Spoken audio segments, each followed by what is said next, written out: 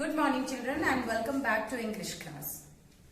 Sea Fever by John Masefield is one of the famous poems of wanderlust and love for nature. It was first published in 1902 in saltwater valleys. This poem is about a sailor who is in love with his ship and sailing. The poet in this poem expresses a strong desire to get back to the sea, as he cannot ignore or deny the calls of the sea. He wants to live his entire life sailing on the sea and die a peaceful death. So let us see and read this poem. Let me first tell you about the poet of this poem. John Edward Masefield was an English poet and writer and poet laureate from 1930 until 1967.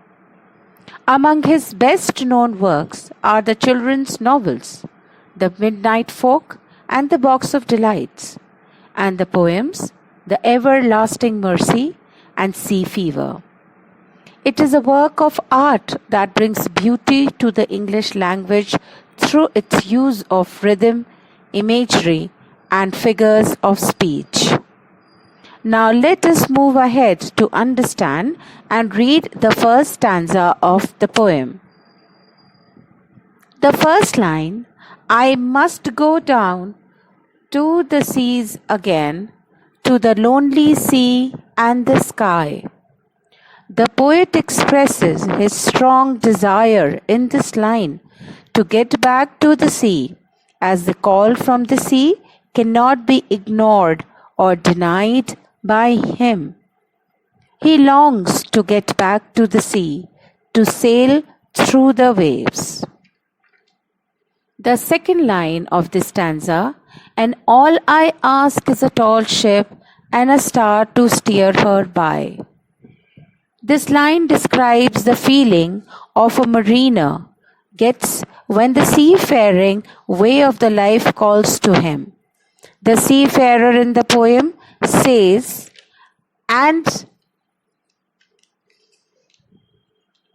all I ask is a tall ship and a star to steer her by. Tall ships were and are known for their seaworthiness. The ship and the star are all he needs to guide his way through the sea. The third stanza, and the wheels kick, and the wind's song, and the white sails shaking.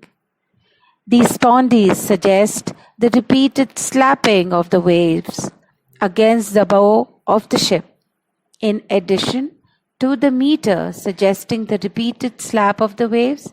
The wheel's kick is a reference to the ship's steering wheel spinning out of control. The last line, and a grey mist on the sea's face, and a grey dawn breaking. Here, the poet is longing to see the grey mist rise up at the breaking of the dawn from the sea. He also wishes that there would be strong winds making the white clouds fly. And thus, children, we see how beautifully the poet describes his desire to get back to the sea. The poetic devices used in the first stanza are assonance.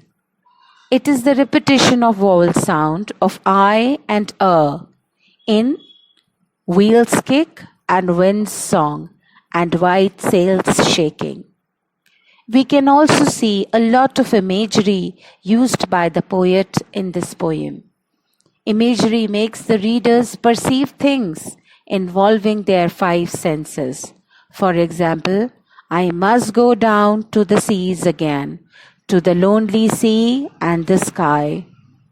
We also see end rhyme being used in the poem that makes the poem very rhythmic.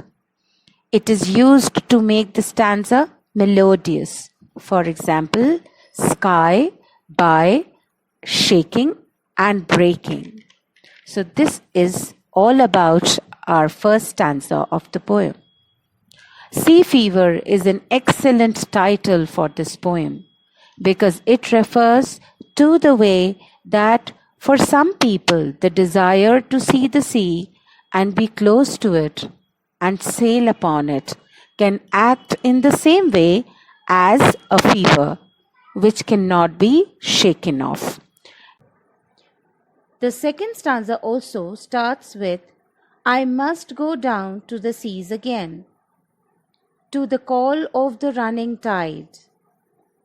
So the repetition of this line, I must go down to the seas again, emphasizes the poet's urge to go back to the seas again.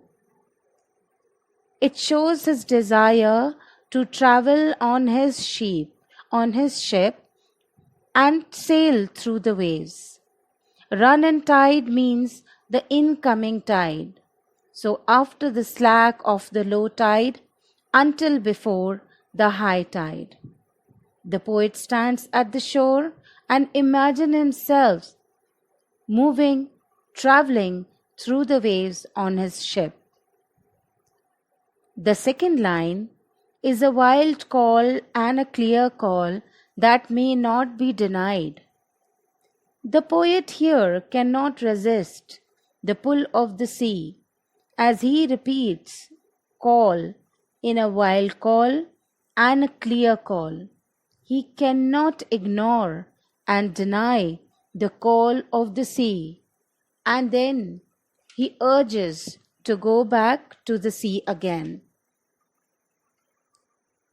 The third line of the stanza, and all I ask is a windy day with the white clouds flying. In this line, the poet wishes that there would be strong winds that would blow away the thick white clouds in the sky and take the sail forward throughout the day. Watching from the shore fills his heart with the adventure and spirit, and the poet then wishes to go back to the sea. And flung spray and the blown spume and the seagulls crying. The terms flung spray, blown spume, and the seagulls crying are all related to it and conveys the sailor's urge to keep traveling. When the seas are rough, the waves throw out a spray, and blown spume is the froth on the top of the waves as they hit each other. Frequently, seagulls are circling, hovering overhead, and their crying refers to their calls to the other seagulls. With the use of the end rhyme and imagery, this stanza comes alive in front of our eyes. The poet wishes to capture the sight when the strong winds carrying the clouds and listens to the cries of the sea creatures. He wants to be carefree as a gypsy, to adore the adventurous life of the sea. So children, this brings us to the end of this stanza. This is the last stanza, which begins with the repetition of the line, I must go down to the seas again. That shows the poet's heartiest urge to explore and travel and return back to the sea. The poet does not want to stay at one place, but wishes to travel through the sea. The speaker longs for the excitement of such wandering travel, especially if the destination is uncertain. The second line of the stanza, to the girl's way and the whale's way, where the wind's like whetted knife. The poet is trying to make a change in his life. He interrupts the monotony and wants to live more freely. He wishes to steer his ship through the seagull's way and the whale's way. The wind's like whetted knife. This line signifies the chilling sensation caused by the blowing cold winds. Wetted means sharp. Hence, the wind is so cold that it cuts like a sharp knife. The third line, and all I ask is a merry yarn from a laughing fellow rover. In this line, the poet yearns for his free environment where he can live the vagrant gypsy life untethered from the shore. He asks to listen to a happy story from his companion on the ship. The third and the last stanza brings the theme of wanderlust to the forefront. Masefield speaks of the vagrant gypsy life and expresses his desire for laughing fellow rover. The last line of this poem, and quiet sleep and a sweet dream when the long trick's over, is a beautiful culmination of this poem. In this line, the poet had wished for a happy ending to the sea journey. But the significance is graver. Here, the poet has compared a sea voyage to a man's life, which is full of struggles and challenges, and a positive culmination of that life, which means peaceful afterlife and eternal rest. The final quatrain is full of positive imagery like merry yarn and sweet dream. We also see an alliteration very beautifully used by the poet in the second line of this stanza. To the gull's way and the whale's way, where the wind's like whetted knife. The poet has also used a simile in this line, winds like a whetted knife. Children, long tricks over is not just the poet's wish to the end of his life's journey, but here he also talks about the end of the journey of a man's life. So this is a metaphor that has been used by the poet for the journey of his life, which was full of struggles and challenges, like the journey on the sea, which is full of struggles and challenges. And therefore, this is the end of the poet's life and a positive thought towards his eternal afterlife.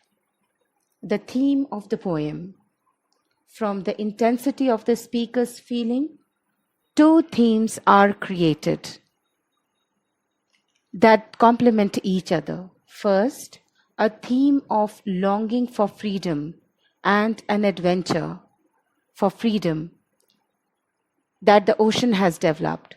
Poet's yearning for the sea can easily be seen in the refrain. I must go down to the seas again. Masefield uses strong metaphors to create a theme of life resembling a sea voyage.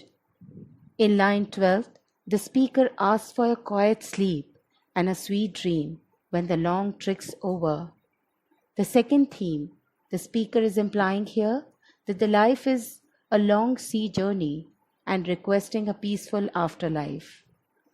These two themes work together to convey the speaker's passionate feeling for the sea and helps the reader to further understand the sea's importance to the speaker.